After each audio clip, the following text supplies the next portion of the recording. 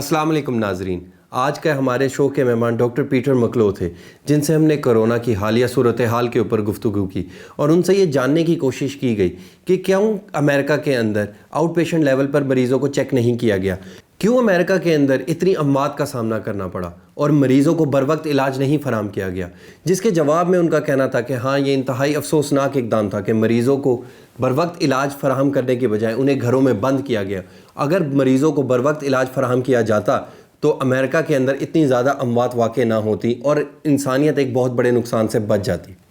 اور اسی کے ساتھ ہی انہوں نے مفازت الحیات ہسپتال کی اس کوشش کو بھی سراہا کہ انہوں نے مریضوں کو تنہا نہیں چھوڑا، مریضوں کو بر وقت فالو کرتے رہے اور او پی ڈی لیول پر مریضوں کا علاج ممکن بنایا۔ ڈاکٹر پیٹر مکلو سے ہم نے یہ سوال کیا کہ کیوں ایسٹ اور ویسٹ کے ڈاکٹرز نے آپس میں ایک دوسرے سے کولیبوریٹ نہیں کیا، کیوں ایک ٹریٹمنٹ گائیڈ لائن نہیں فالو کی گئی، کیوں ایک دوسرے کے ساتھ مس کمیونیکیشن تھی، جس کے جواب میں ان کا کہنا تھا کہ ہاں امریکہ کے ڈاکٹرز نے کوشش نہیں کی ایسٹ کے ڈاکٹر سے کانٹیکٹ کرنے کی، ایک ٹریٹمنٹ گائیڈ لائن بنانے کی، جس کا سراسر نقصان مریضوں کو اٹھانا پڑا۔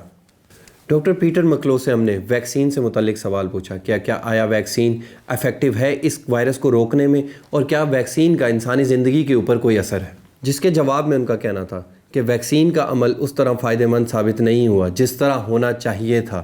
اور ان کا یہ کہنا تھا کہ میں ویکسینیشن کے خلاف نہیں ہوں، مگر میں سیف ویکسینیشن کو اپروو کرتا ہوں، میں سیف ویکسینیشن کے ساتھ کھڑا ہوں،